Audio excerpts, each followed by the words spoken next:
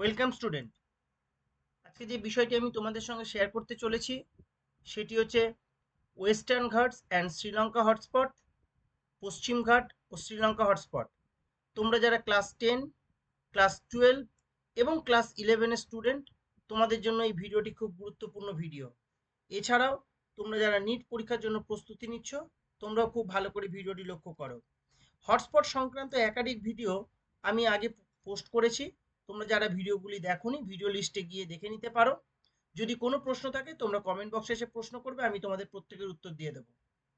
The Western Ghats of south eastern India and Highlands of south western Sri Lanka. তাহলে south western Sri Lanka আর আমাদের দেশে হচ্ছে south western India. Okay, separated by 400 kilometers, are strikingly similar in their geology, climate, and evolutionary history.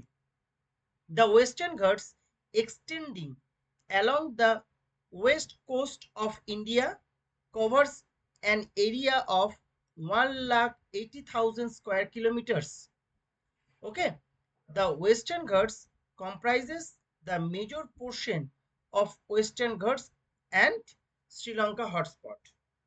তাহলে আমাদের দেশের এই, আচ্ছা আমি এখানে বলি, বাংলাতে লেখা আছে পশ্চিম ঘাট এবং শ্রীলঙ্কা হটস্পট দক্ষিণ পশ্চিম ভারতের মধ্য দিয়ে একটি সংকীর্ণ স্ট্রিপ। তাহলে আমাদের দেশের কোন অঞ্চলটা রয়েছে? দক্ষিণ পশ্চিম অঞ্চল। সংকীর্ণ একটি স্ট্রিপ মানে একটা সরু রেখার মতো। ওকে, সেখানকার কিছু অংশ। এছাড়া শ্রীলঙ্কার কি আছে? ভূতাত্ত্বিকভাবে সম্পর্কিত দ্বীপ পর্যন্ত বিস্তৃত। ভূতাত্ত্বিকভাবে সম্পর্কিত বলতে একটু আগেই বলা হলো কি কি? জিওলজি, নেক্সট ক্লাইমেট এবং ইভলিউশনারি। এই দিক থেকে যে সিমিলারিটিস, যে এরিয়াটা রয়েছে সেটা হচ্ছে এই পশ্চিমঘাট ও শ্রীলঙ্কা হটস্পটের অন্তর্গত। বর্ষার কারণে এটির পশ্চিম দিকে উচ্চ বৃষ্টিপাতের বৈশিষ্ট্য লক্ষ্য করা যায়। এই অঞ্চলটির অন্তর্গত রাজ্যগুলি কি কি? তোমরা প্রত্যেকেই জানো ক্লাস 11-এর সেমিস্টার 1-এ সব এমসিকিউ প্রশ্ন হবে। তোমাদের জন্য এটি খুব গুরুত্বপূর্ণ একটি অংশ। এছাড়াও নিটের জন্য খুব গুরুত্বপূর্ণ যে আমাদের দেশে কোন কোন রাজ্য ওয়েস্টার্ন ঘাট অ্যান্ড শ্রীলঙ্কার হটস্পটের অন্তর্গত। নাম্বার 1 কেরল, মহারাষ্ট্র, তামিলনাড়ু এবং কর্ণাটক। এই চারটি রাজ্য যা পশ্চিমঘাট ও শ্রীলঙ্কা হটস্পটের অন্তর্গত। তাহলে আমরা এই ভিডিওর পরবর্তী যে স্লাইডটি আছে সেই স্লাইডটি আমরা যাব। এখানে আমরা কি দেখতে পাচ্ছি? এখানে লেখা রয়েছে, দেখো, উল্লেখযোগ্য জীববৈচিত্র্য। উল্লেখযোগ্য জীববৈচিত্র্য, এখানে কি কি জীববৈচিত্র্য আমরা লক্ষ্য করছি বা কোন কোন উদ্ভিদ এবং প্রাণী এখানে উল্লেখযোগ্য তার কিছু উদাহরণ এখানে দেওয়া আছে। উল্লেখ, দেখো এখানে লেখা রয়েছে প্রথমে কি উল্লেখযোগ্য প্রাণী। তাহলে প্রথমটা হলো কি? প্রাণীদের উদাহরণ। কি লেখা রয়েছে দেখো, প্রথমে লায়ন টেলড ম্যাকাক। এটা আমি ব্র্যাকেটে তোমাদের সাইন্টিফিক নেমটা লিখে দিয়েছি, খুব ভালো করে লক্ষ্য করবে, বিশেষ করে ক্লাস 12 এবং ক্লাস 10 স্টুডেন্টদের জন্য বলছি আর কি। সাইন্টিফিক নেম কি? ম্যাকাকা সাইলেনাস। তারপরেরটা কি লেখা রয়েছে দেখো, নীলগিরি লেঙ্গুর। তার সাইন্টিফিক নেম কি? ব্র্যাকেটে লেখা রয়েছে ট্রাকাইপিথেকাস জনি। ট্রাকাইপিথেকাস জনি, কেটে কেটে নেবে, স্পেলিংটা তোমরা পেরে যাবে আর কি। ওকে, নেক্সট স্লথ ভাল্লুক। তার সাইন্টিফিক নেমটা কি? মেলুরসাস আরসিনাস। কেটে কেটে নেবে, কেমন? তাহলে বানানটা কেটে কেটে নিলেই তোমরা উচ্চারণটা করে নিতে পারবে এবং স্পেলিংও মনে রাখতে পারবে। মেলুরসাস, মেলুরসাস এইভাবে করে নেয়, মেলুরসাস আরসিনাস। ওকে, নেক্সট হচ্ছে শ্রীলঙ্কান লেপার্ড, প্যান্থেরা প্যারাডাস কোটিয়া। এটা হচ্ছে ট্রাইনোমিয়াল নোমেনক্লেচার, মনে রাখবে। নেক্সট, এগুলো সব হচ্ছে বাইনোমিয়াল নোমেনক্লেচার, এটা হচ্ছে ট্রাইনোমিয়াল নোমেনক্লেচার। এবার উল্লেখযোগ্য কিছু উদ্ভিদ আছে। কি? ভারতের মোট প্রাপ্ত 15,000 সপুষ্পক উদ্ভিদের মধ্যে বা উদ্ভিদ প্রজাতির মধ্যে প্রায় 5,000, প্রায় 5,000, এক্সাক্ট সংখ্যাটা কত? 4,780 এতগুলি প্রজাতি এখানে পাওয়া যায়।